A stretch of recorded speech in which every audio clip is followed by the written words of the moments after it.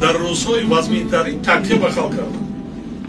با همه گروه من جدا نکردم، من تقسیم نکردم. اولین قدم هایی که من گذاشتم دست دراز کردم با مخالفین.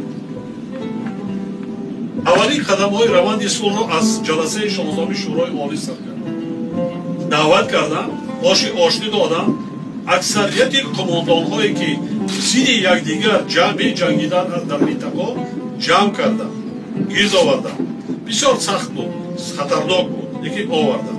در زیر روزی که پرچم ملی را قبول کردیم، در همان جا در نزد پرچم آنها را دعوت کردند که آنها با پرچم جمهوری اسلامی قسم یاد کنند که با وطن خود خیانت نمی‌کنند، سلاح خود را نمی‌گذارند، دست به دست یکدیگر می‌دهند.